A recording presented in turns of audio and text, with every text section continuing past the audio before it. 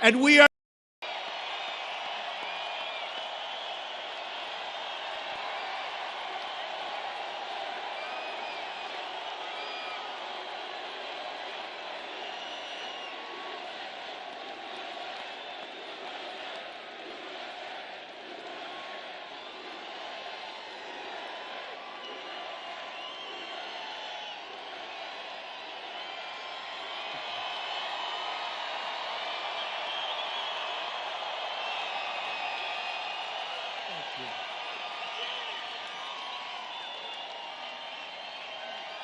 Thank you very much. Thank you, Minnesota. This is a great state. We are going to win this state in a very short period of time. Thank you.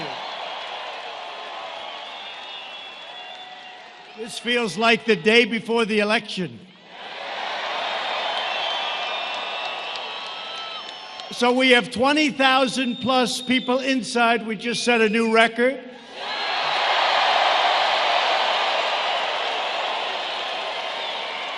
And we have 25,000 people that we still love outside.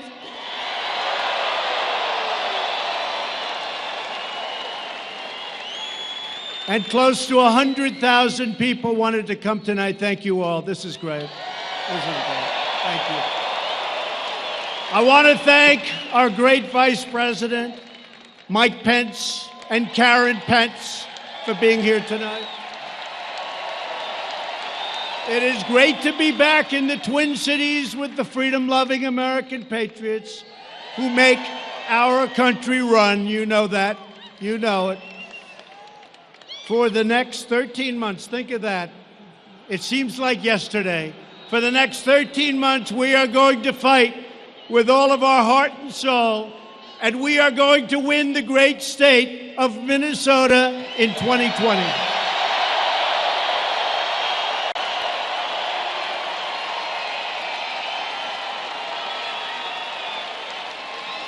America now has the #1 economy anywhere in the world, and it's not even close. You know, I'm dealing with China right now. They're in Washington. We're going to see if we make a deal. But they want to make it. We're going to determine whether or not we want to make it. But they've been very nice. And today I got a call from one of the top representatives. He said, "Congratulations, Mr. President, on having a truly great, great economy." That's pretty nice.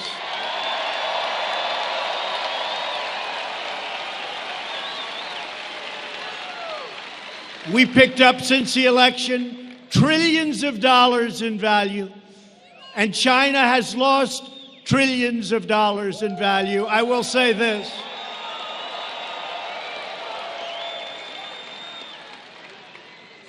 If our opponent had won that election, you know what would have happened?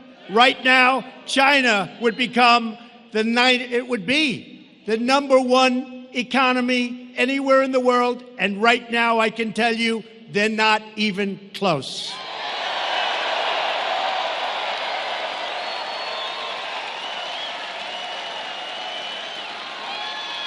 Our country is stronger than ever before because we are proudly putting, for the first time in a long time, we are putting America first.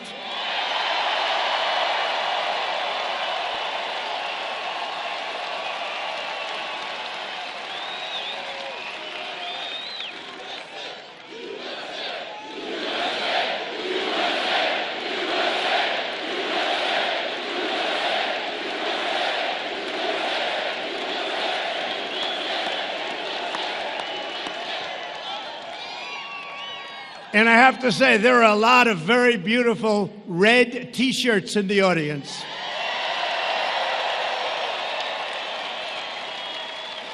That was a record sale. They did very well. And I'll tell you what, cops love Trump. Trump loves cops.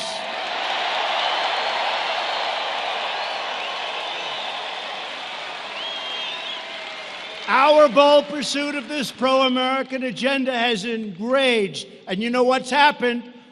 It's enraged the failed ruling class in Washington. Not easy to get them out, but we're doing it slowly but surely. these corrupt politicians and the radical leftists got rich bleeding America dry, and they knew that my election would finally end their pillaging and looting of our country. And that's what they were doing. And that's what they continue to try and do. That is why from day one, the wretched Washington swamp has been trying to nullify the results of a truly great and democratic election, the election of 2016. They're trying. They're not getting very far. They want to erase your vote like it never existed. They want to erase your voice, and they want to erase your future. But they will fail because in America, the people rule again.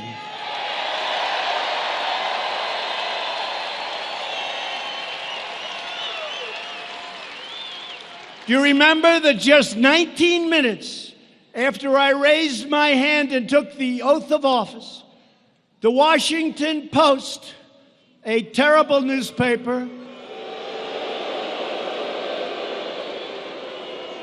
that doesn't know how to write the truth, published a story, and in this case, they might have gotten it pretty correct. They said, the campaign to impeach President Trump has begun. That was the headline. Little did we know they weren't playing games. Think of that. That was 19 minutes after the oath of office. Months earlier, Peter Strzok. Remember, he and his lover, Lisa Page. What a group. She's going to win. 10 million to 1. She's going to win. I'm telling you, Peter. I'm telling you, Peter, she's going to win. Peter, oh, I love you so much.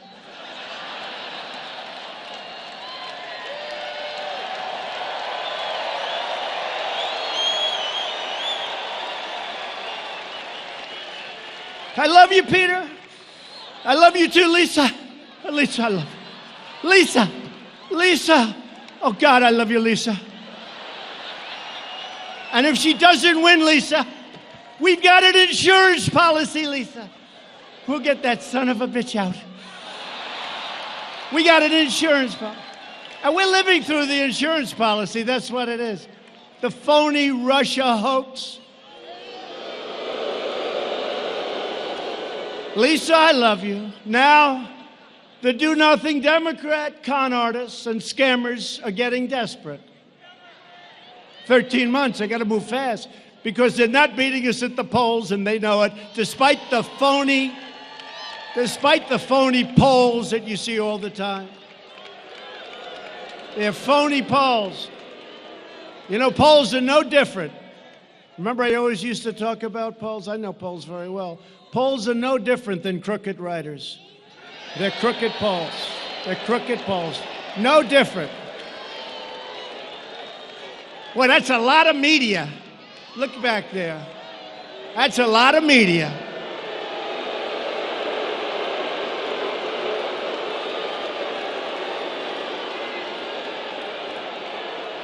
They are so dishonest, and frankly, they are so bad for our country.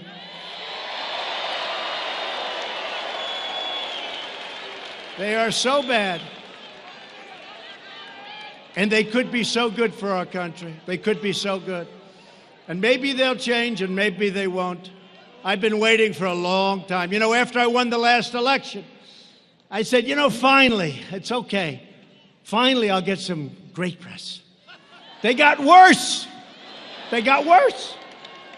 I said, finally, I said to the First Lady, darling, we're going to finally get respect. We're going to finally get media and press coverage that's going to be great. Look at what we've done. And I'm telling you, they did. They got worse. And they know they cannot win. You understand. Well, if you didn't understand, honestly, there's no way anybody could win. because you'd believe them. If you believe them, there's no way anybody could read, because it's like 94%. I can do the greatest things in history, and they'll make them bad to very bad. And if I do a neutral, something neutral, it worked out okay, not great, not bad. It's like, give them the electric chair. That was terrible. Right? No, this is the worst. These people and the Democrats, they're partners. It's a partnership. How about on the newscast, like the word manufactured, it's manufactured, and every newscast, tonight in a manufactured deal along the border. The word's never been used before. All of a sudden, every newscast is using it. It's a talking point given to these fakers by the Democrats.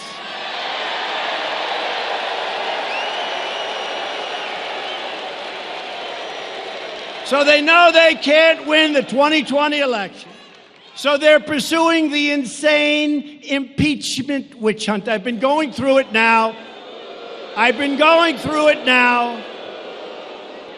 For more time than I've been in office, because, you know, like Strzok with his insurance deal, this was before, remember this, this was before, that statement was made months before I took office. That statement was made months before the election took place. They said, just in case, we're going to have an insurance policy. That only means one thing, we're going to get them out. So they're telling us, we can't let that ever happen again to another president.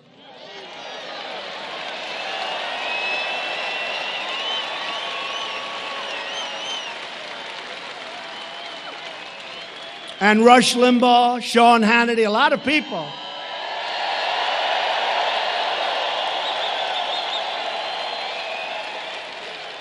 The great Mark Levin. We have a lot of great people.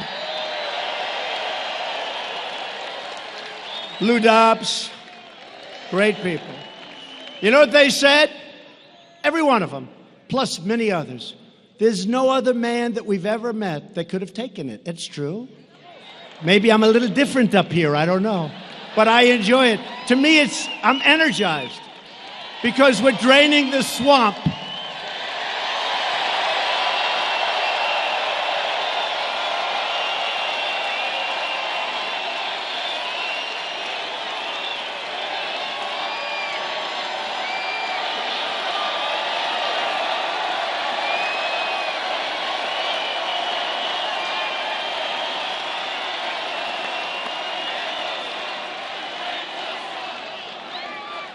The Democrats' brazen attempt to overthrow our government will produce a backlash at the ballot box, the likes of which they have never, ever seen before in the history of this country.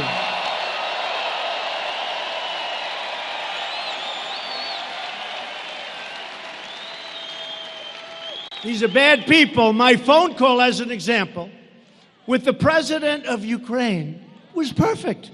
Everybody that looked at it. And the only reason I released it was that the Democrats put out a phony narrative. So I had no choice. And I don't want to do that as president. Every time a president from a country calls me or I call them, we have to release the text. How can you do business that way? Who's going to want to speak to your president? So the president of Ukraine reiterated today at a major news conference on other subjects that he was under absolutely no pressure. He doesn't even know what they're talking about. And he used the word, there was no blackmail during this call. He used that term.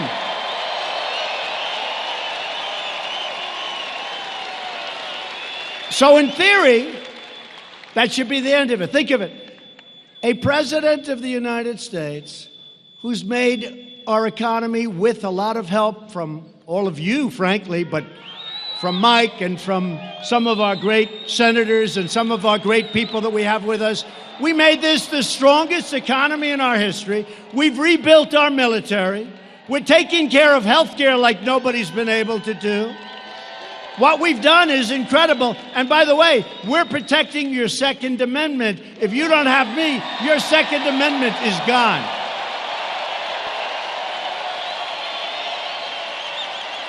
So,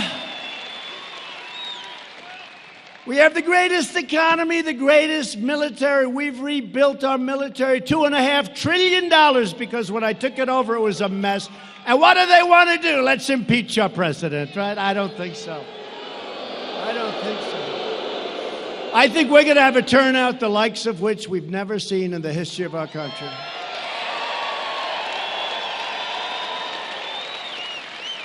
So we were really forced just to put it away. We were forced. I said, just do it. Got the approval from Ukraine. I have to ask. I said, hey, do you guys mind? They said, that's a strange request. I said, don't worry about it. Do you mind?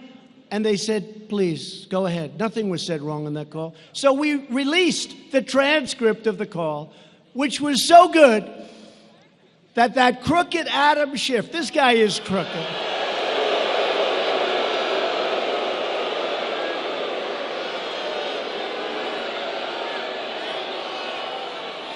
He had to make up a fake conversation that never happened, and he delivered it to the United States Congress and the American people.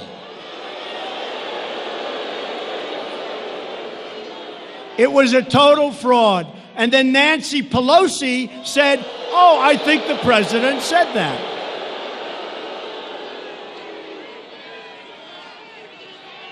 These people are sick, I'm telling you, they're sick. And you know what? Had they waited one day longer, they would have had the transcript of the actual call, word for word. It would have been perfect. Instead, they released it. They went early. They said all these horrible things. You know why? Because they never thought in a million years that I was going to release a transcript of the call.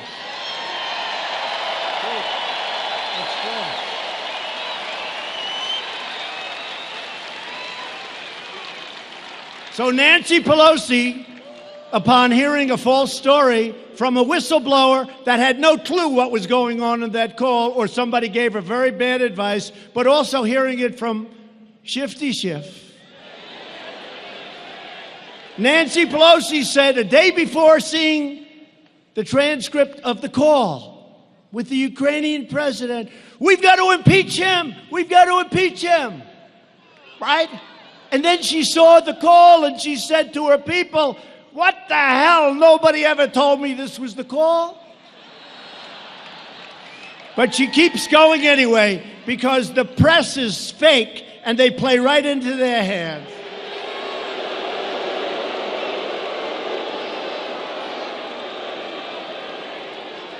The do-nothing Democrat extremists have gone so far left that they believe it should not be a crime to cross our border illegally, and it should be a crime to have a totally appropriate, casual, beautiful, accurate phone call with a foreign leader. I don't think so.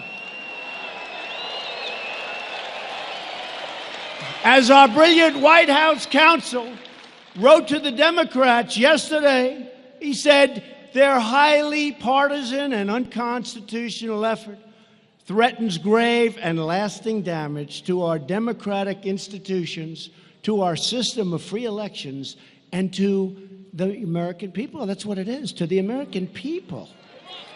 It's so terrible.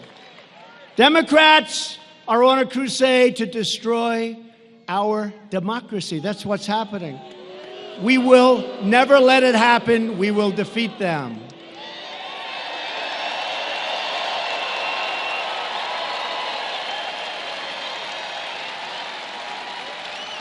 I mean, look at their debates. These people are crazy. They want to spend $99 trillion to redo buildings all over the United States. I said, what about China? What about Russia? What about India? What about all these other countries where that stuff is just flowing out? It's all right. Let him give you the answer. Man, did the cops act fast. He's already gone.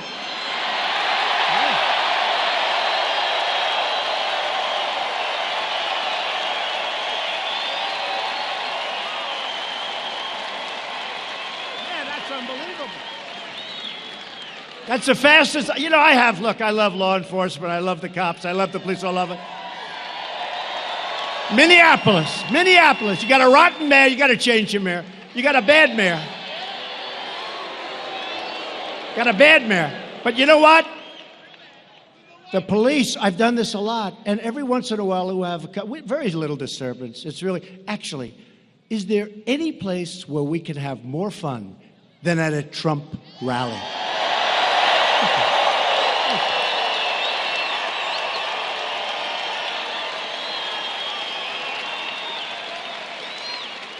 And we've set every record at every place virtually that we've gone. And one of the big musicians said, and Trump does it without a guitar. Can you believe it? Without a guitar. But this guy, so I've had it a lot where, you know, but sometimes it'll take the police like 30 seconds, 50 seconds.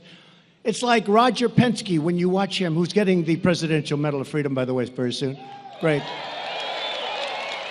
He won 18 Indy 500s, 18, Roger Penske. But it's like the way they change those tires. It takes 4 seconds to change the whole damn thing. I say, how the hell do they do it? That's the way these cops just reacted.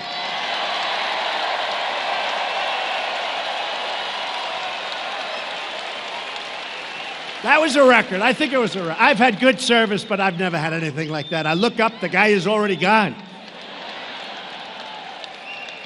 We love you with the red shirts. So now the Democrats are making a pathetic bid to save Sleepy Joe Biden. And you know what? I'd love to run against him, to be honest. Anybody like that, if you can't beat him in a debate, you got a big problem, folks. Big. You can't beat him in a debate, you can't be president. Because what are you going to do against President Xi and Kim Jong-un? You can't beat Sleepy Joe. And now we're going to meet with Kim Jong-un. I don't think so. But he's totally owned and totally controlled by the Washington swamp for many years. 2 months after President Obama put Joe in charge of Ukraine policy, they put Joe Biden in charge of Ukraine policy. Listen to this. And the press will not write it. They say, in totally unsubstantiated charges, every time they talk about him, President Trump has said that his son walked away with a fortune. Now, you know that's a totally unsubstantiated charge. Really? It's not unsubstantiated, it's fact. Joe's son, Hunter, got thrown out of the Navy, and then he became a genius on Wall Street in about 2 days. By the way, whatever happened to Hunter? Where the hell is he?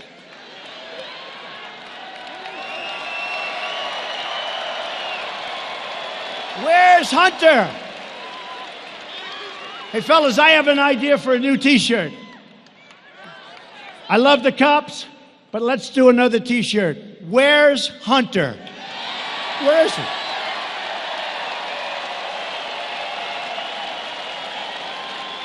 Here's Hunter being examined by Sleepy Eyes Chuck Todd or some of these people. Hunter, it's so great that you're here, sir. Hunter, I know they're giving you approximately $168,000 a month. I hear they paid you a big check of $3 million. I just want to speak on behalf of NBC, who's absolutely one of the worst. I just want to tell you, Hunter, I just want to tell you, I couldn't be happier for you and your family. And I know you don't know anything about energy, and I know it's an energy company, but I think they made a great deal, Hunter. And then they fly to China. And I'm dealing with people right now, they're tough as hell, those Chinese negotiators. And Hunter, who's not too smart, Hunter.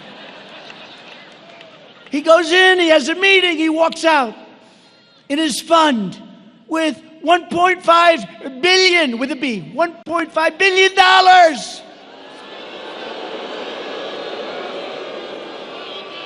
These aren't the same Chinese negotiators that I'm dealing with, I can tell you. These are not the same ones, but we are doing very well in that negotiation. Now think of it. Where's Hunter? Okay, get it. So where is Hunter? I want to see Hunter ask these questions. Hunter, you know nothing about energy. You know nothing about China. You know nothing about anything, frankly. Hunter, you're a loser. Why did you get $1.5 billion, Hunter?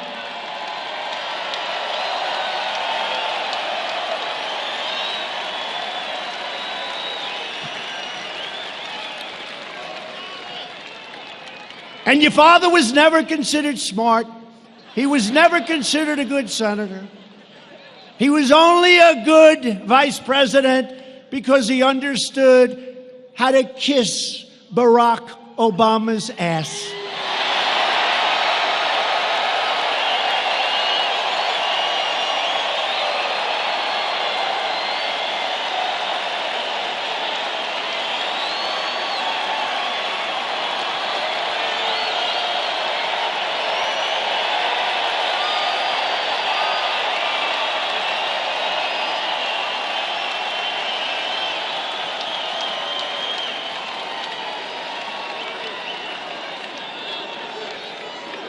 True.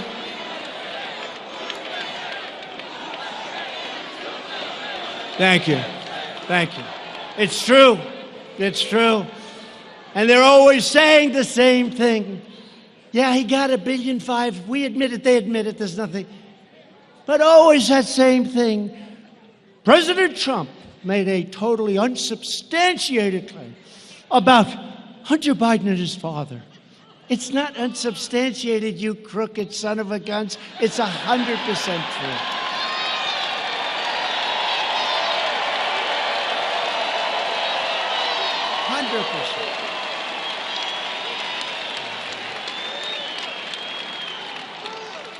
Even the smart guys on Wall Street, and I know all of them, they are smart.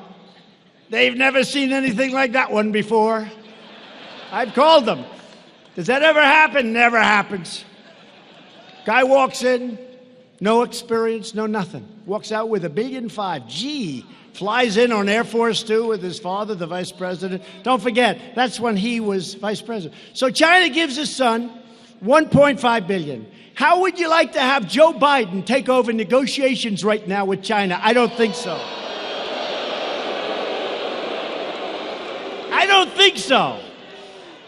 Meanwhile, Biden allowed China to rip off America for 8 years as vice president, and Barack Obama let him just rob us blind, and we're not doing that anymore. Those days are over.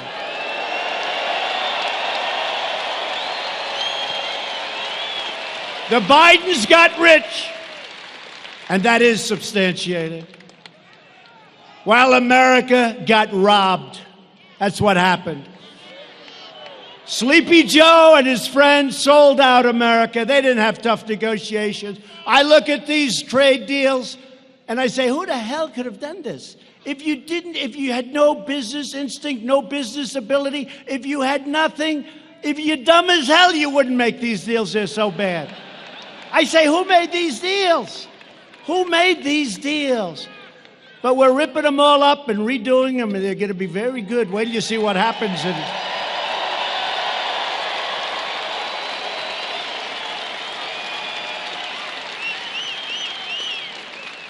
And now that I'm your president, you see it. America is winning again, and we're respected again as a nation.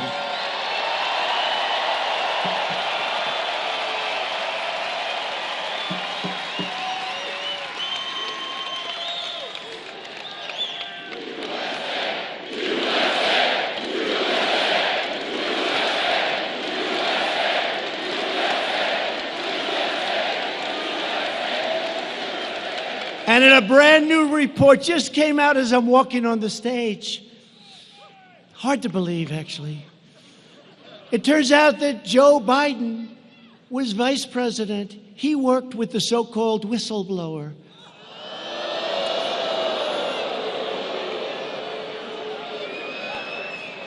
This is nothing but a partisan witch hunt, sabotage, and I'm sure they're going to say it's totally unsubstantiated. But one of them wrote the story. Congratulations, by the way. That's very nice. That's really good. That's the way you should do it. Good, good, good. In the twisted worldview of Democrats and the media, it's okay for politicians to ship our jobs to foreign countries, flood our communities with drugs and crime, and enrich themselves at America's expense. Their treachery is allowed because they go along with the rigged Washington game, and it is far more rigged. When I ran, I thought it was rigged, but this is crazy what's happening. But if you refuse to bow or bend to the Washington swamp, which I could do very easily, I'd be much more popular. Folks, it would be so much easier. You know, very smart, I gotta tell you, isn't it much better when I go off script? Isn't that better?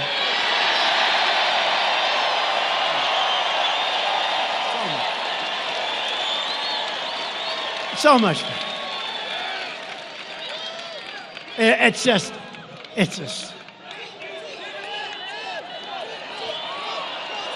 Hey, folks, the greatest buyer of advertisements in the history of the world, Mike Lindell, My Pillow.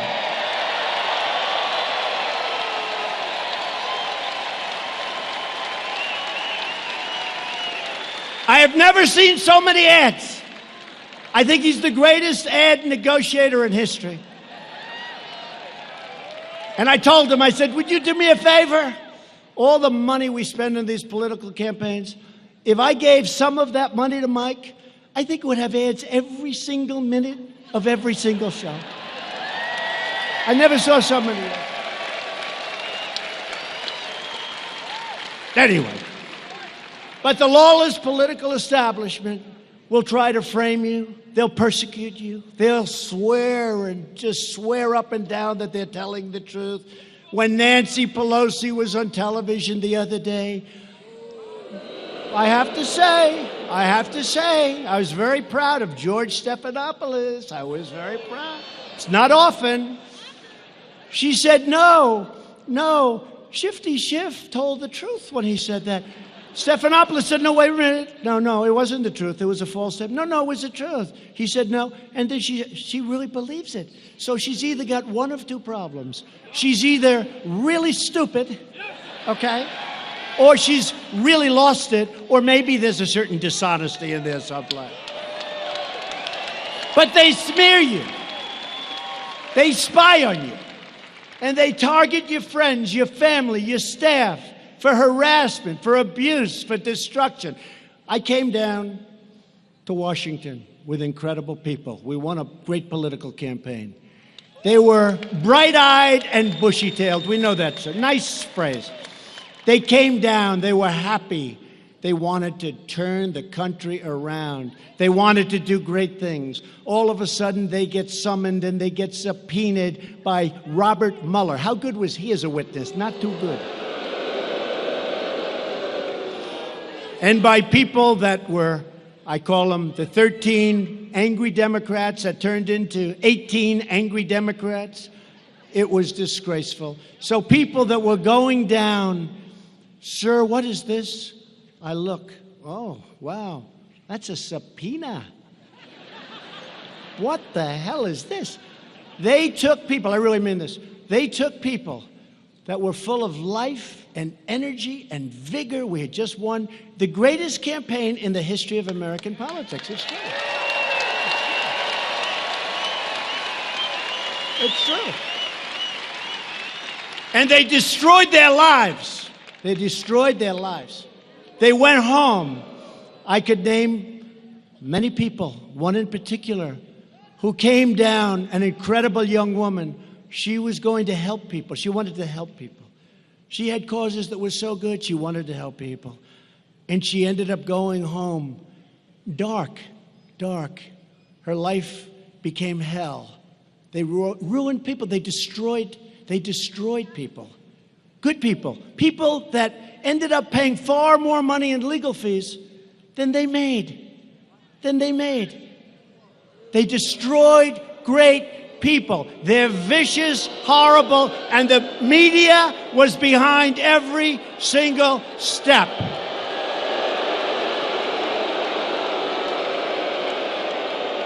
They destroyed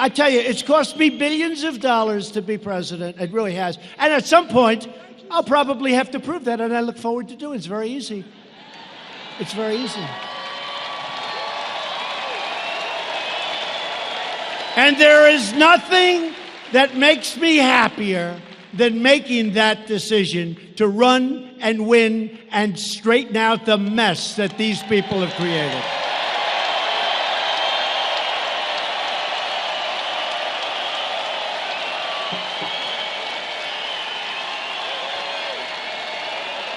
So in a desperate attempt to attack our movement, Nancy and Chuck, two beauties, have given control of the Democrat Party entirely over to the radical left, including Minnesota's own Representative Ilhan Omar.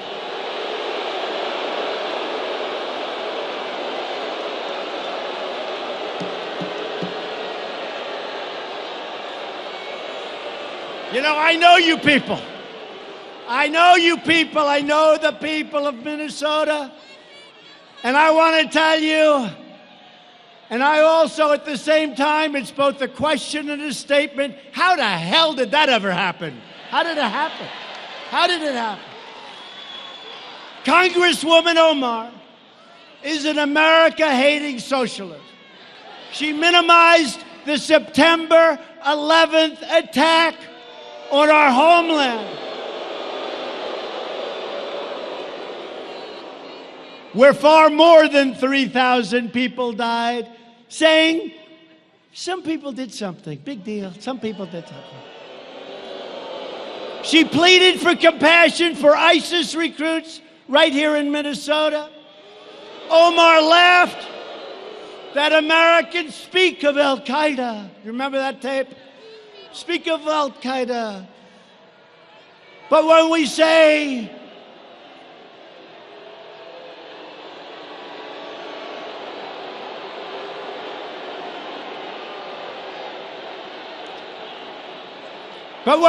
something about the United States, you just don't say America with any intensity. Remember that?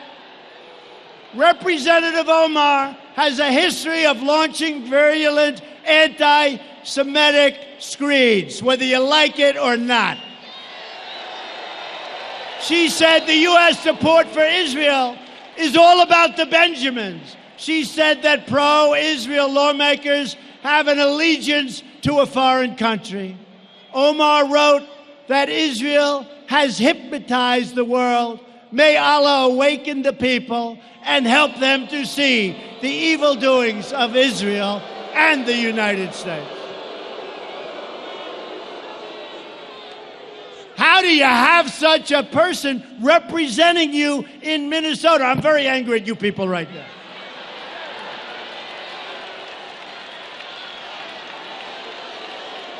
She is a disgrace to our country, and she is one of the big reasons that I'm going to win and the Republican Party is going to win Minnesota in 13 months.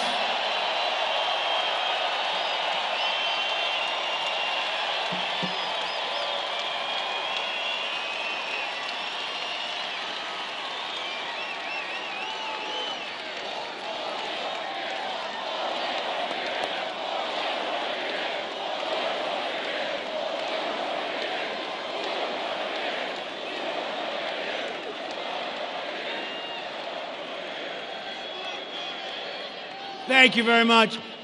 So we're honored to have with us today a special guest, a man that really is a terrific, talented writer. He knows a great deal about all those tangled lies of Omar. Mr. Scott Johnson of Powerline. He wrote some stuff. I can't believe it.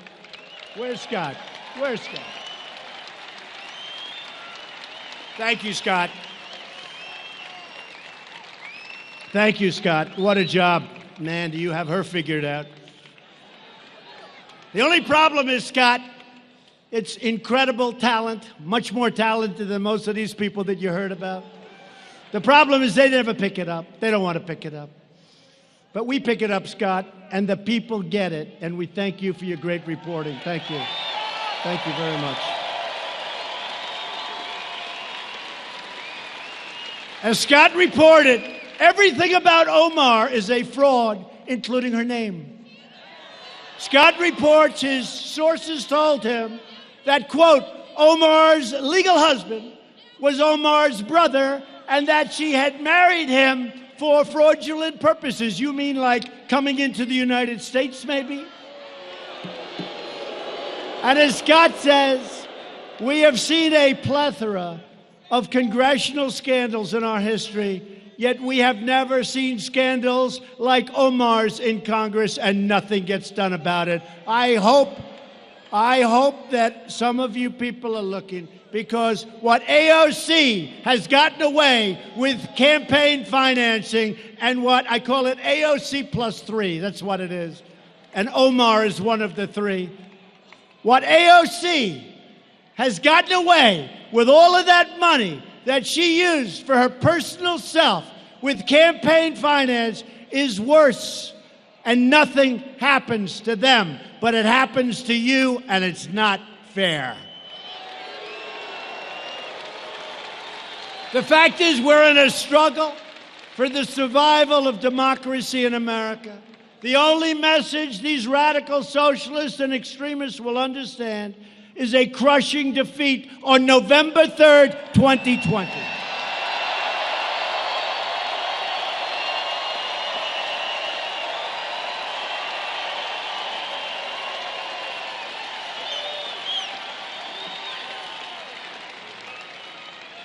With your help, we will win back the House.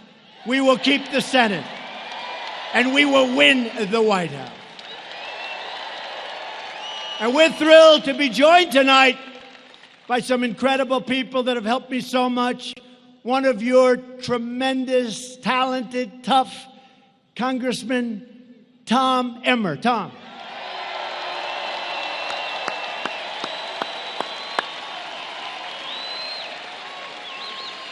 Also, a man you don't want to fight him and you don't want to play him in hockey because he was tough. He just won, not that recently, but pretty recently, and I was out here campaigning for him and working hard, and it turned out to be an easy race because everyone loves him and respects him. Congressman Pete Stauber. And a man who gets in the trenches, and he just doesn't care. He wants to win for the people. He loves you. He loves this state. He loves this country. Jim Hagedorn.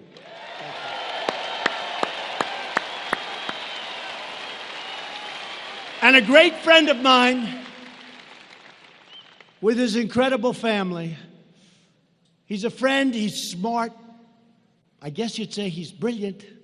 His education is incredible. His military career has been incredible. Then he ran for office, and now he's a United States Senator from the great state of Arkansas, Senator Tom Cotton.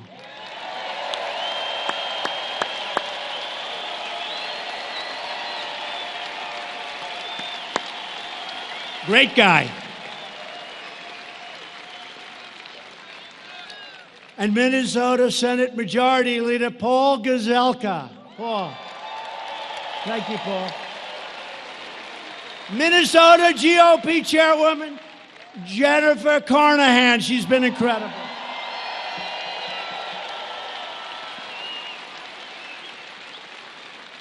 I said, Jennifer, are we going to win in 13 months? She said, honestly, sir, I've never seen anything like this. It's going to be easy. Don't ever say. Just assume we're like 2 points behind, okay? 2 points behind. You never, ever, please. You always just assume you're a little behind. But we're going to win this state by so much that people are going to be shocked. And plenty of other states, too. You know, we had a rally 3 weeks ago in New Mexico. And New Mexico is a hard state for Republicans, hasn't been one in a long time, also. And we had receptivity that was unbelievable. The audience was 40% Hispanic, where we're doing great.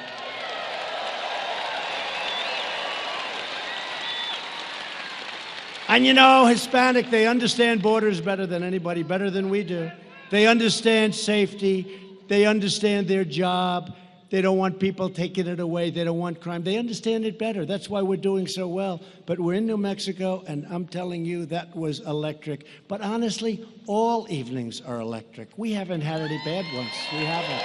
They're all electric.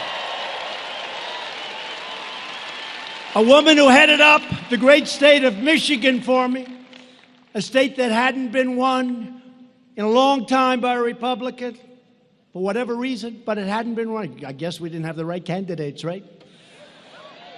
But a woman who would call me constantly. I'd say, I don't want to talk to her. She's giving me a headache. Sir, if you make one more trip, you're going to win Michigan. I say, all right. I make the trip. I go back home. I get a call the next morning, sir, we need one more. This went over and over and over. And we ended up winning the state of Michigan.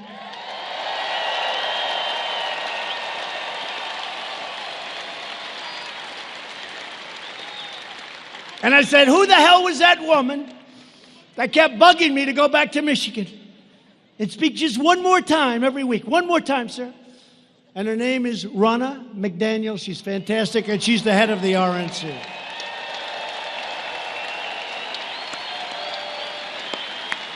She's great.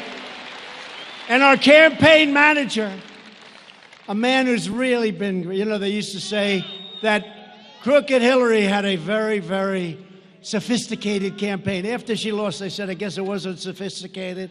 We had a sophisticated campaign. Nobody knows the world of computers better than this guy, Brad Parscale. Remember when they used to say it?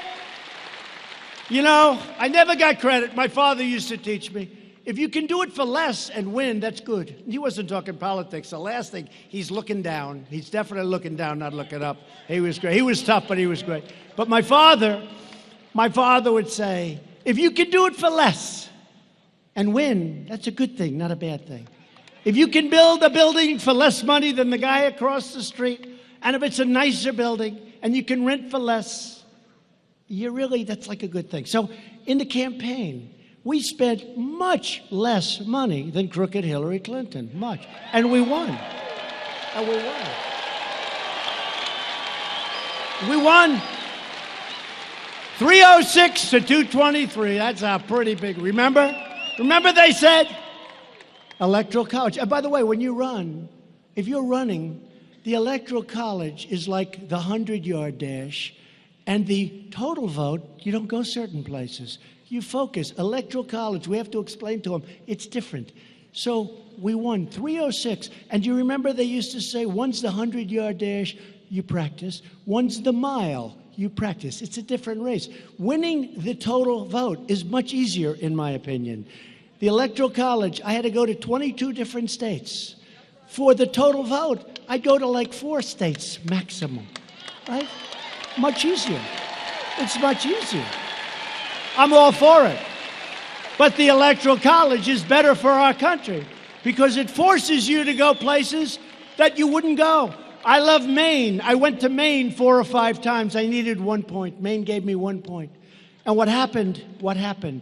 I went there numerous times. Everyone said, why? Because I was told by these fraudsters back here in the media that Trump cannot get to 270. He cannot get.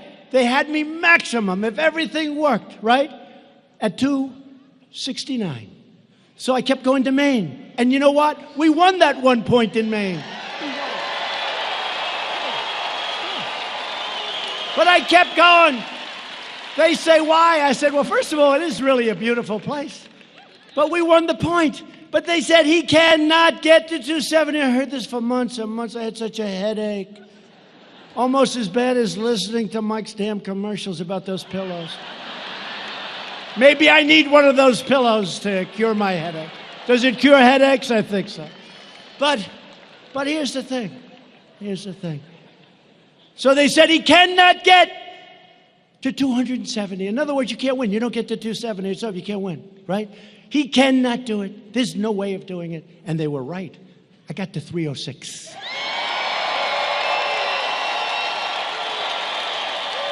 They were right. But I didn't get to 306. You got to 306. We won incredible states. We won incredible states. We won Wisconsin. We won Michigan. We won Pennsylvania. We won North Carolina. We won South Carolina. We won Florida. What a run. Do you remember the evening that we won? I think, look, forgetting me, I think it was one of all of us together because we all worked hard. I was the messenger, but we all worked hard. That was our victory, not my victory. But that was one of the greatest nights in the history of television. One of the greatest nights. And hopefully it'll go down when we're allowed to get all of this stuff seeded. You know, it's like a tree. You plant it, it has to go, but it needs a little. That's why we need the 4 more additional years. It's got to grab on and catch. So they can't destroy it.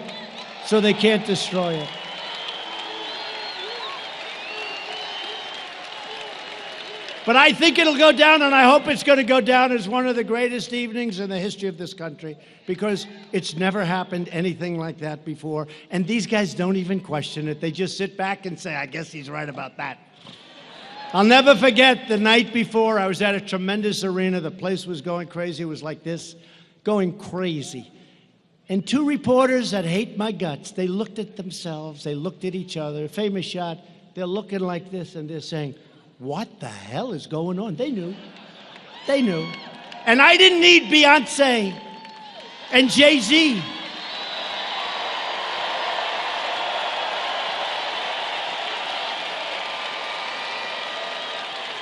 And I didn't need little Bruce Springsteen and all of these.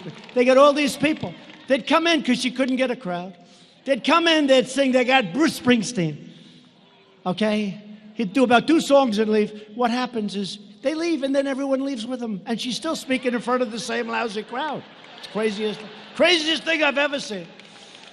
And then they complain sometimes I'll use a terrible word like hell. The other day I used the word hell. I got hell from. They said he used terrible language. I used the word hell. It was so bad. But you got to hear Jay-Z, the words he was using. He was using the F word all over the place. And then the next day they say, I use bad language. The word hell is a terrible word.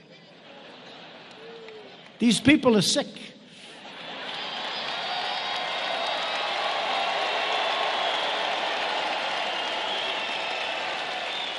But that was an amazing evening. I'll never forget that evening. It's, look, outside of your family and your children and things. I love you too, darling.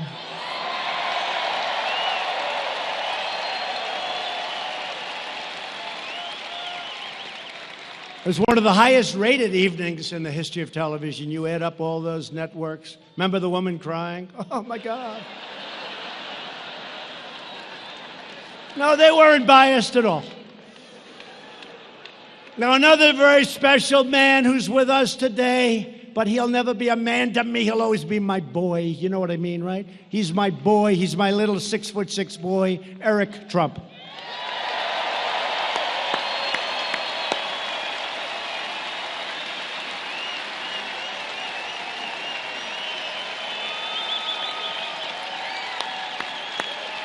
And the parents understand that, right? They may be big and strong and older, and to a parent, a child is always their boy or always their little beautiful girl. And I know that's probably politically incorrect. They'll say, it was terrible what he said about women. Terrible. But they're our boy and they're our girl, and it doesn't matter how old we get and how old they get. Is that a correct statement? And I'm also proud to endorse your next Republican senator from Minnesota, a man that I've known, a man that is tough and smart, a man that's running against somebody that's never done a damn thing in the Senate, Mr. Jason Lewis.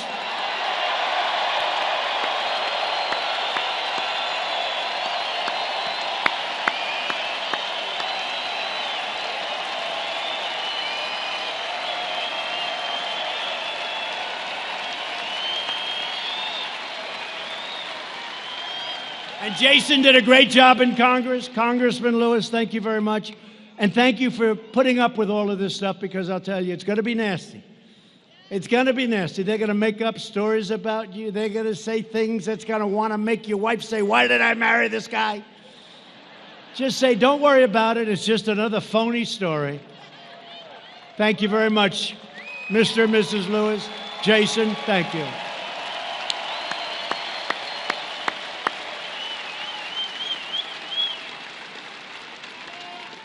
And Jason, they can't say that about Tom Cotton. He's too perfect, this guy. He can't say it. They can't say it about you, Tom. Anyway, good luck, Jason. Do well. And I don't know why, but with all of the great people I just introduced, for tonight, maybe this is the most important person. Because I turned on a very good show in the morning, Fox and Friends. They treat us great. I just want fairness. What a great group. Ainsley and Steve, and by the way, Brian's gotten a lot better, right? Brian was a 7, and he's getting close to 10 territory. And Steve has been so great, and Ainsley is just incredible. And sometimes Pete Hegseth gets on there for the weekends. Right? And how good does Jesse Waters do? How good? All right, just some really great people. And again, Tucker's been very good, I have to say. He's been good. Smart. He's been great. Tucker. And the legendary Sean Hannity. Great. Number one show. Sean's got the number 1 show. And Laura Ingraham was knocking him out of the park. Laura.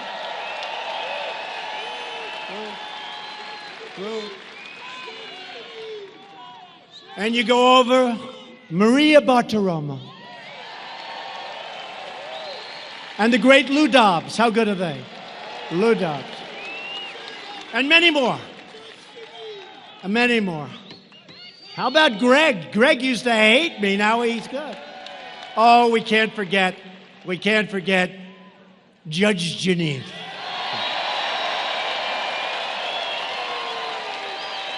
I would be in such trouble if I forgot Judge Jeanine. No, these are great. And there are many more. I just, look, I'm just rattling some names off, but they're just terrific people. They're terrific people. But a man that I have to really say something very special about. So I'm watching Fox and Friends early in the morning, very early in the 6 slot, because I'm out of there pretty good. And I see a handsome young man named Bob Kroll, Cops for Trump. And he's talking about this lousy mayor they've got. Now, he didn't quite say that, but I say it. He's talking about this lousy mayor that won't let the cops, the police, the law enforcement. My father always used to say, son, he meant it too, never say cops. It's disrespectful. Say police officer. I say, okay, Bob. But honestly, the truth is, with time, I love you guys, whether you're cops, police officers, law enforcement, I'll call you whatever you want. It doesn't matter. You are so great, so respected. You don't even know how much our public loves you. You don't know it. You don't know it.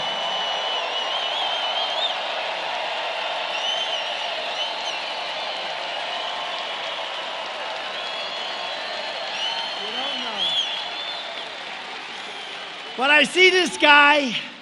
And I don't know if he's done a lot of television before, but he was very effective and very good. And he was saying how the police aren't being allowed to take care of this rally. And yet with President Obama and Bush and all these people, they were, fine. Everybody comes, they fall asleep at a rally. But they weren't allowed to do the job for us, and they went wild. So what I want to do,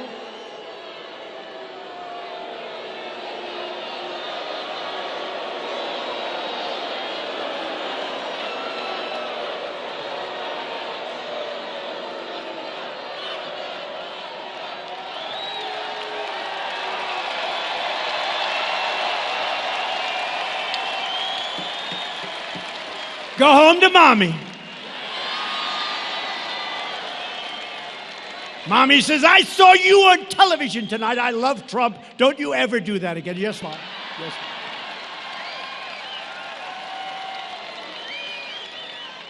But the job he did before the election, I came right here to Minnesota, and I pledged to address this really important issue, and it's the issue of law enforcement. And when I saw this man, this great gentleman on television, pouring out his guts, pouring out his heart, I don't know him.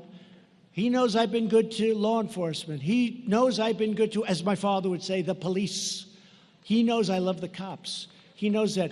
And so does everyone else. I mean, it's so many shirts, so many red shirts, and there are plenty of people here without the red shirts.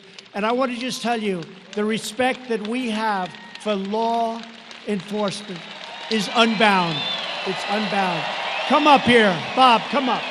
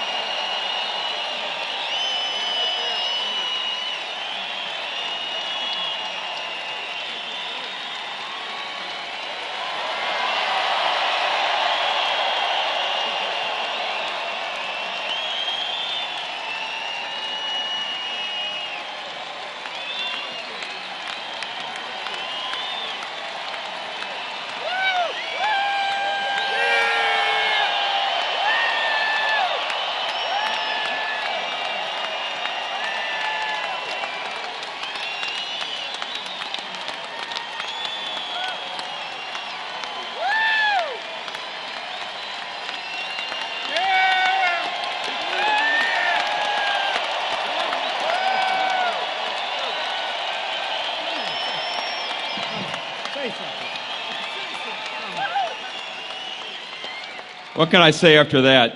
Tune in, Fox, 10:15 tonight. Shannon Bream, they asked us on. How can you thank this guy for everything he's done for law enforcement? Wonderful president. Thank you, fellas. Thank you very much. Thank you. Great people. Thank you.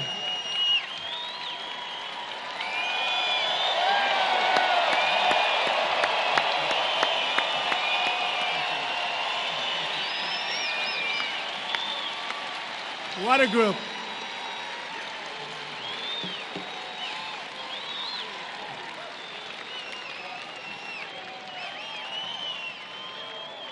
I think your very weak mayor made a mistake when he took them on. As you know, for many years, leaders in Washington brought large numbers of refugees to your state from Somalia, without considering the impact on schools and communities and taxpayers. I promise you that as president, I would give local communities a greater say in refugee policy and put in place enhanced vetting and responsible immigration controls. And I've done that. Since coming into office, I have reduced refugee resettlement by 85%. And as you know, maybe especially in Minnesota, I kept another promise. I issued an executive action making clear that no refugees will be resettled in any city or any state without the express written consent of that city or that state. So speak to your mayor.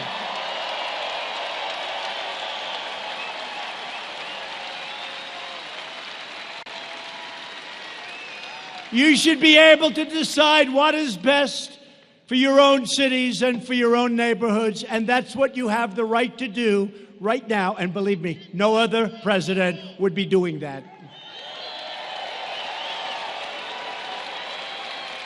If Democrats were ever to seize power, they would open the floodgates to unvetted, uncontrolled migration at levels you have never seen before. You think you have it bad now? You would never have seen anything like what they want to do. But in the Trump administration, We will always protect American families first, and that has not been done in Minnesota.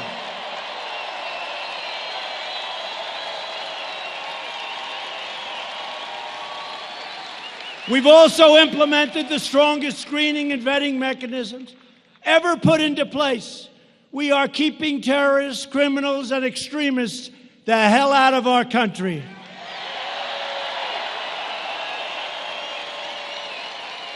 And I want to thank the country of Mexico. The president of Mexico has been incredible. We have now 27,000 Mexican soldiers. They're great and they're tough, and they are now protecting our border, and those numbers have gone down like this.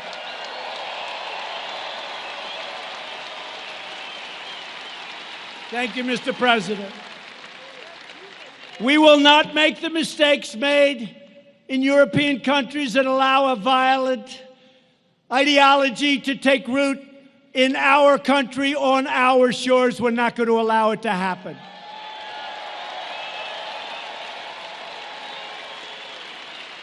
And as you all know, to protect our citizens from those who would do harm to us, I instituted a very controversial, very hard to get travel ban on some of the world's most dangerous countries.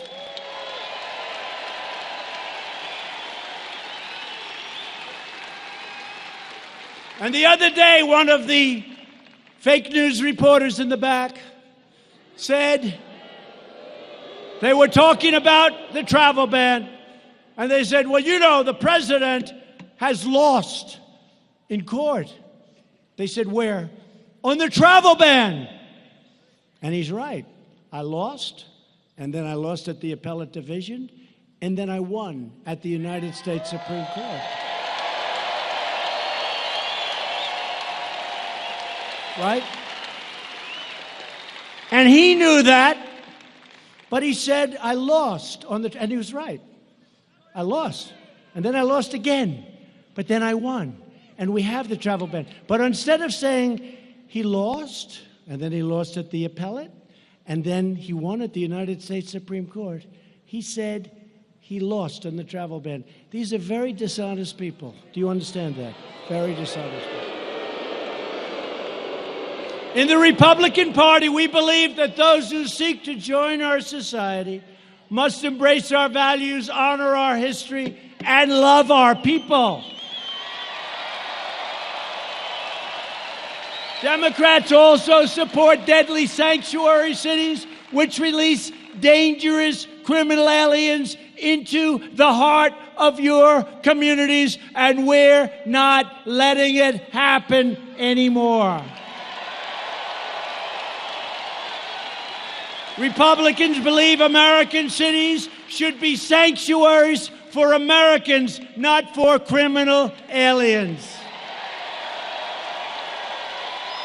My administration is taking historic action to secure the border. We have reduced illegal border crossings by over 60% since May, and we are building the wall faster than anyone ever anticipated it could be built.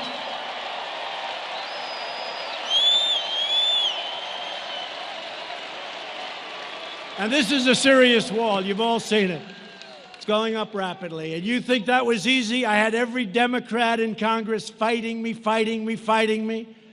I had a lot of the rhinos fighting me. They say, see, he's not getting it built. He's not getting. Let me tell you, you have every Democrat fighting you. We took it from here, and we took it from there, and we took it from all over the place, and we got that thing. That's the biggest patchwork of financing you've ever seen. And that sucker is going up, and it is the finest. It is the strongest. It's largely 30 feet tall, which is the maximum height that they wanted.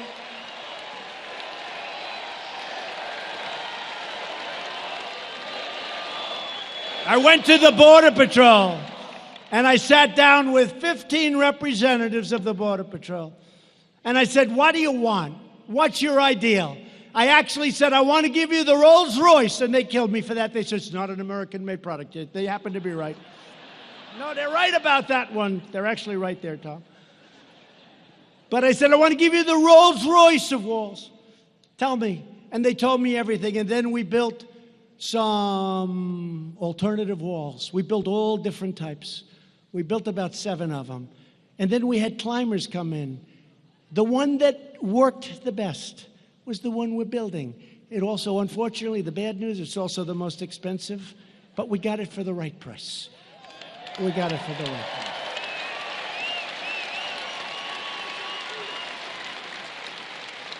It's steel, it's hardened concrete, it's deep, it's high, it's a thing of beauty.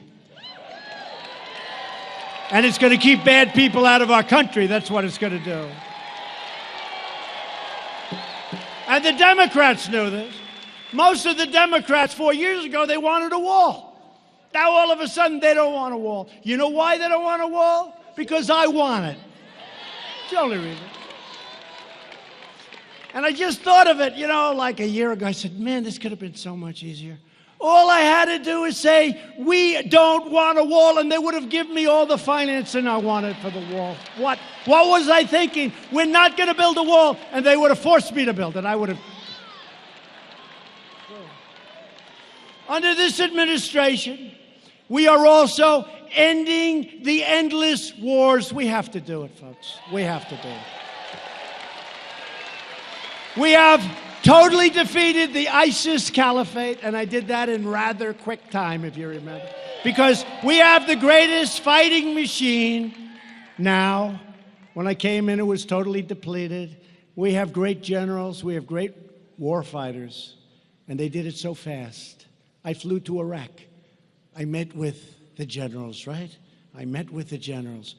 I said, I hear it's going to take a year to 2 years. Sir, we could do it in 2 weeks. I said, what? They don't let us fight, sir. They don't let us fight. We want to fight. They don't let us fight. I said, I let you fight. I said, how come if they say it's going to take anywhere from a year to 2 years, you say you can do it so quickly? He said, sir, we're going to hit him from the front. We're going to hit him from the back. We're going to hit him from the sides, from underground, from overground. We're going to hit the hell out of him. And they did. And we won very quickly. But from now on, we want to fight where it is to the benefit of the United States of America, not to the benefit of other countries. And we will only fight to win. We're only going to fight to win. We don't fight to win. We don't fight to win. The Turks have been fighting with the Kurds for 2 centuries. And Turkey, as you know, is a NATO ally. But I've been rough on them. We've defeated 100% of that ISIS caliphate and no longer have any troops in the area. We don't have any troops. The troops have been pulled out. Where Turkey is carrying out now a very tough campaign against the Kurds. Get them out.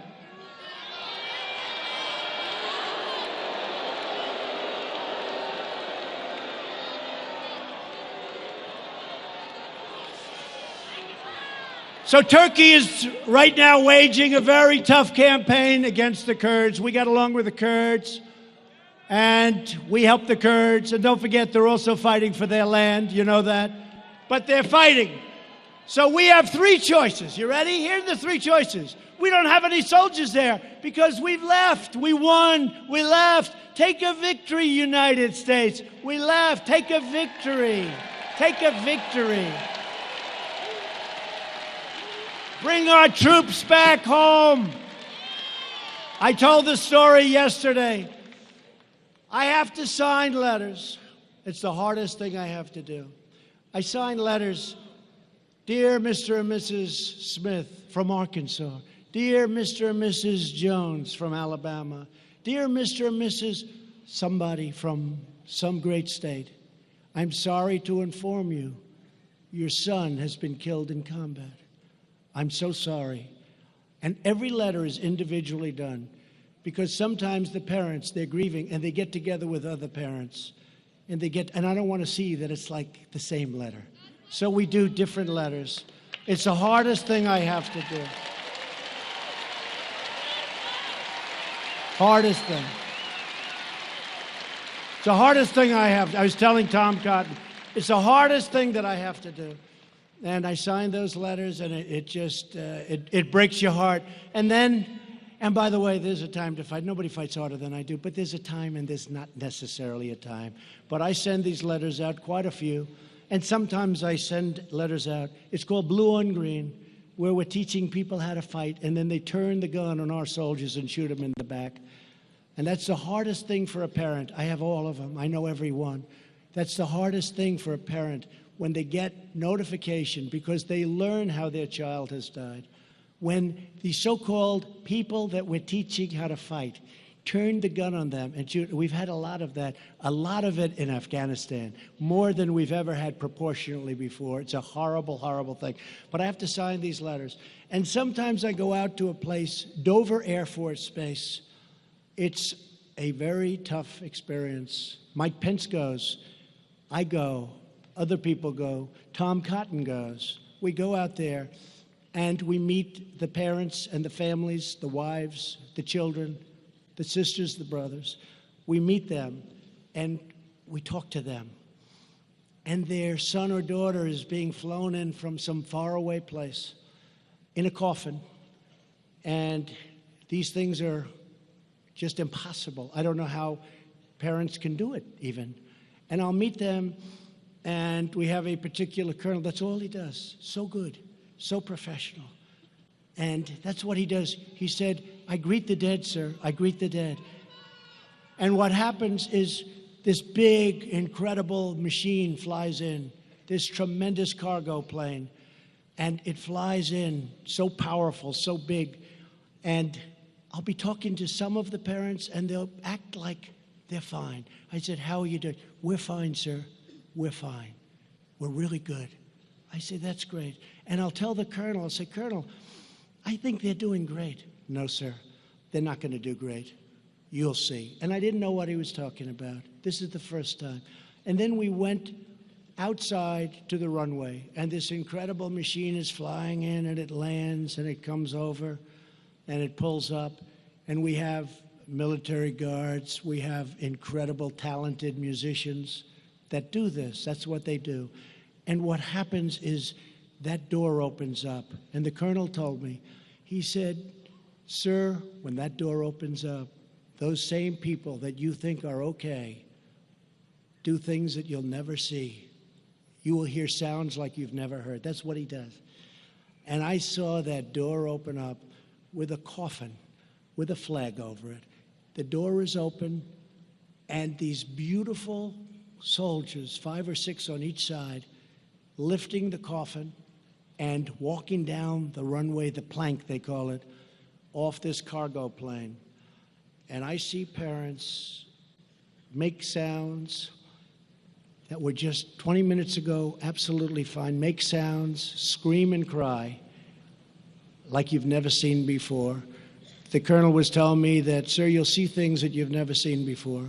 A mother who was fine 20 minutes ago, you think, breaking the military line and jumping off, and then jumping onto a coffin of her son or her daughter. Jumping on top of the flowers, on top of the American flag. I've seen this. And then I have all these people that want to stay. They want to stay.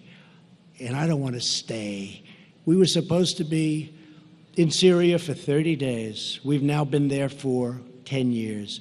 We were supposed to be in Afghanistan for a short period of time. We're now going to be there for close to 19 years. It's time to bring them home. It's time to bring them home.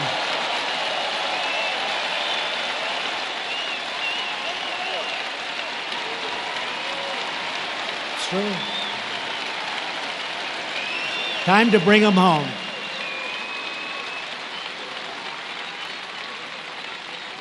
We've done our job.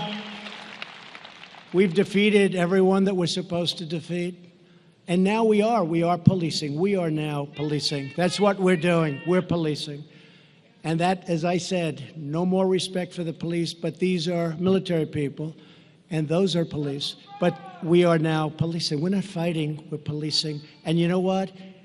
After all of these years, and one other story, and I have to tell you, I go to Walter Reed on Friday, and I do it quite often. I gave out 5 Purple Hearts, and I meet people that are so beautiful, so amazing. I met 5 warriors, and one was so badly hurt with a loss of arms and a leg. Another one, they're just very, very devastated. But these are great, great people. And I gave out the Purple Heart, and I see the parents, and I have to say, Walter Reed, I want to just say the doctors there, the job they do. You know, you hear so many complaints about doctors and about the vets and the vets care, and nobody's done better. We got choice for the vets. We did things for the vets that nobody thought would be possible.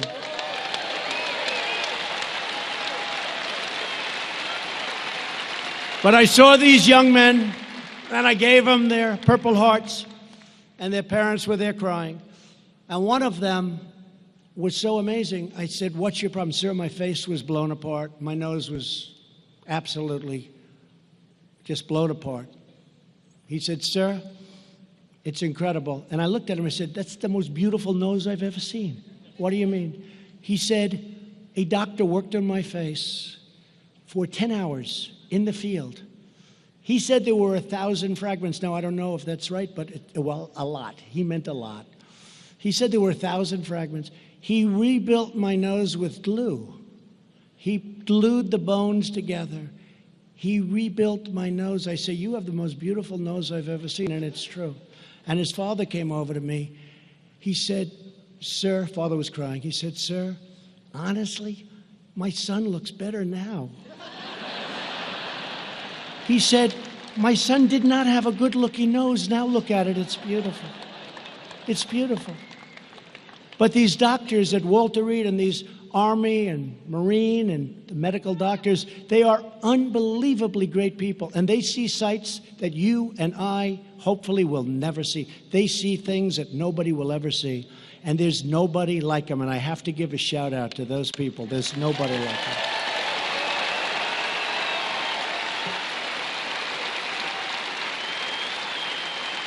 So in the case of Turkey and Syria and the Kurds, we could send in 1,000 troops for a military conflict with Turkey. No, you don't want to do that. We could hit Turkey very hard financially. Or we could mediate a deal between Turkey and the Kurds. I like that. You know, let's mediate a deal. But remember, they've been fighting each other for hundreds of years. And we were artificially put there, in this case, by President Obama. So we did our job, we knocked out, and I'll tell you another thing. We have to be treated fairly. We have to be treated fairly. We're not treated fairly by other nations. We captured many, many ISIS fighters. Most of them came from Europe. They came from Germany. They came from France. They came from all of these countries. And we called them. I called them myself in many cases. I said, "Take your fighters." They said, "We don't want them. You take them." I said, No. We did you a big favor. They're citizens of Germany. They're citizens of France. They're citizens of these various countries in Europe. Take your fighters. We don't want them, sir. We don't want them. And I said, how unfair are we treated? We do them a great favor, and they won't take the fighters. So we're doing some things that are pretty amazing. And every once in a while, you have to change course and do what you have to do. The United States has spent $8 trillion in the Middle East. We've lost thousands of brave soldiers and tens of thousands of terribly wounded people, great people. Their lives will never be the same. These wars produced only chaos and bloodshed. And all of the blood and treasure we sacrificed made the Middle East it's less safe, it's less stable, and it's less secure. And I say it all the time. The single greatest mistake our country made in its history was going into the quicksand of the Middle East. We spent $8 trillion and lost thousands of lives. And by the way, the other side We can talk about that. Lost millions of lives. What did we do? So we're going to pull them out, and we're pulling people out, and we're trying to make good deals, and we're going to bring our soldiers back home, and we may need them for something else, and they'll be ready. Previous administrations lust for regime change and also put historic Christian communities in vastly more danger than they were before we started. They are some of the biggest victims of these power vacuums and reckless foreign adventures. The Christians. And we work hard with the Christians. We have tremendous evangelical support. We work hard with the Christians. So we're slowly getting out of the Middle East. We're doing it carefully. And we're rebuilding our military like we have never rebuilt our military before. When I came into office, a very prominent general told me, because it looked like we could have a big conflict with someone, said, "Sir, we have no ammunition." We had old planes. We had planes that were so old they didn't fly. We had people going to the desert, the plane graveyards, airplane graveyards, picking up parts. I never want to hear a president of the United States hear those words again.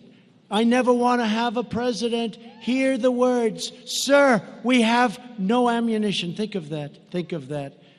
Now, thanks to more than $2.5 trillion worth of investment in our military, we have more ammunition, more missiles, more rockets, more tanks, more fighter jets, and more of everything else than we've ever had before. And we have no choice. You look around the world and we have no choice, unfortunately. And the Democrats want to dismantle our military. After years of building up other countries, we are finally building up our country. That's what we have to do.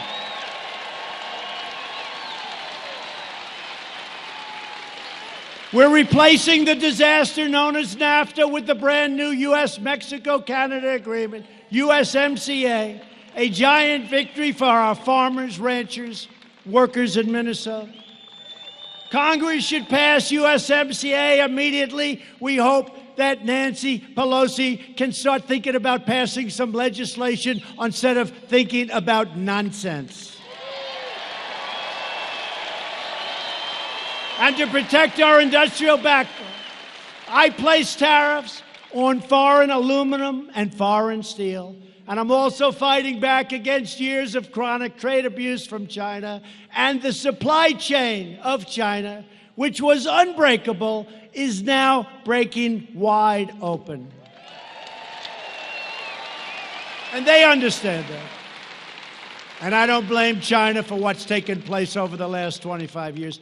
I blame the people that led our country, that let that happen, where hundreds of billions of dollars a year was taken from our country to build China.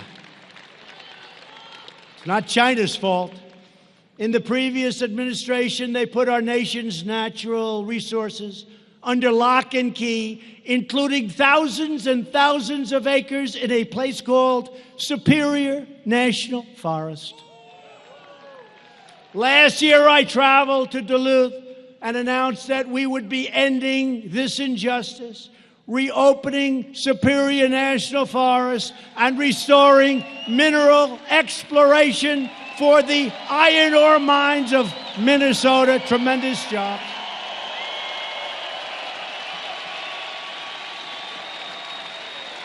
And now the Iron Range is back in business.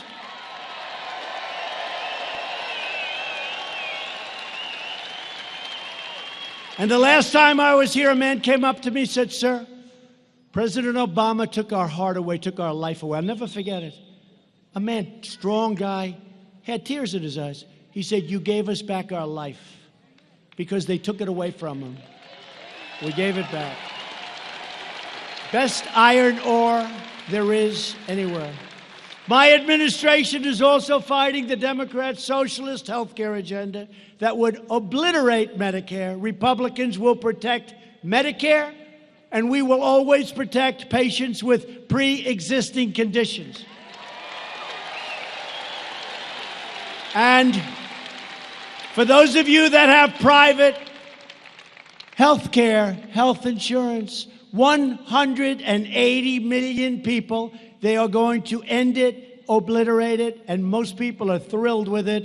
We are going to leave it. You're going to have your plan the way you want it, and there's no plan like those plans.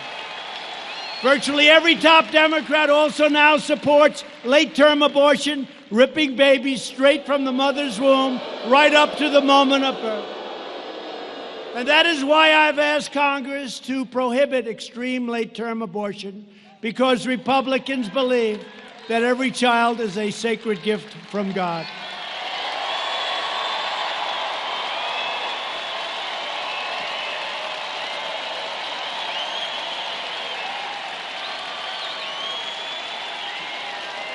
Democrats are now the party of high taxes, high crime, open borders, late-term abortion, socialism, and blatant Washington corruption. The Republican Party is the party of the American worker, the American family, and it's the party of the American dream.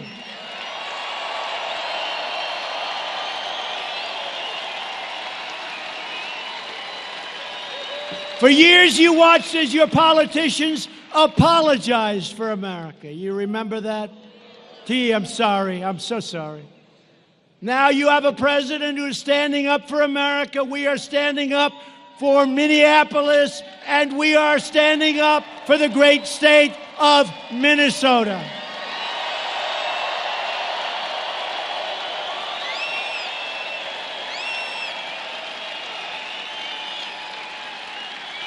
We begin this political campaign with the best record, the best results, the best agenda, and the only positive vision for America. We begin this campaign with, right now, almost 3 years of perhaps the most successful administration in the history of our country. Together, we will help millions more citizens, from welfare to work, from dependence to independence, and from poverty to prosperity. With your help, we will re-elect and we will elect a Republican Congress to create a safe, modern, fair, and lawful system of immigration. We will enact trade deals that ensure more products are proudly stamped with that beautiful phrase, made in the USA. We will achieve new breakthroughs in science and medicine, finding new cures for childhood cancer, and ending the AIDS epidemic in America within 10 years. Nobody thought that could be done. Gonna be done. We will defend privacy, free speech, free assembly, religious liberty, and the right to keep and bear arms.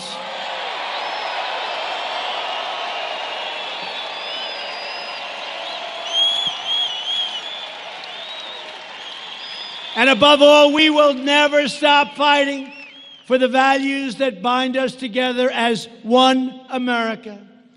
We support, protect, and defend the Constitution of the United States.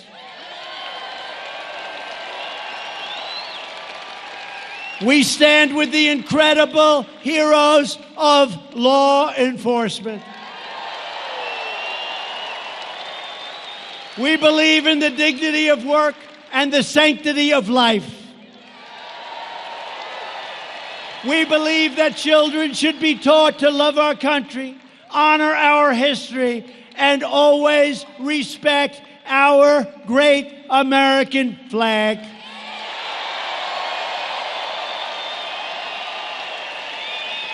And we live by the words of our great national motto, "In God We Trust."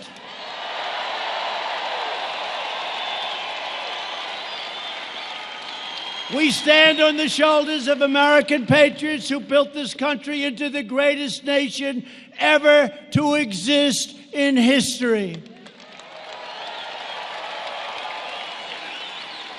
Our ancestors crossed the oceans, settled the continent, tamed the wilderness, revolutionized industry, pioneered science, won 2 world wars, defeated fascism and communism, and put a man on the face of the moon.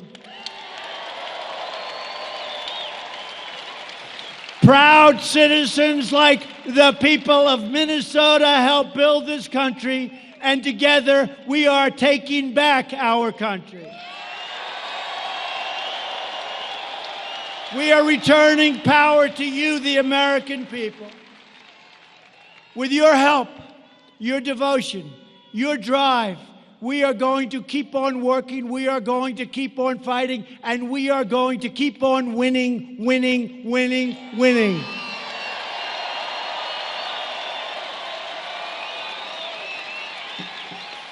We are one movement, one people, one family, and one glorious nation under God.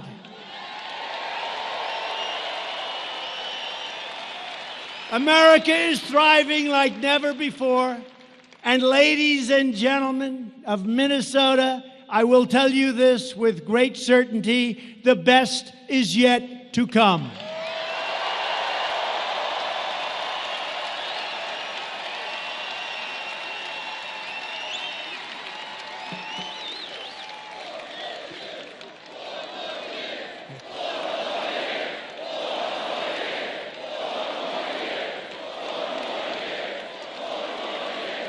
Thank you very much.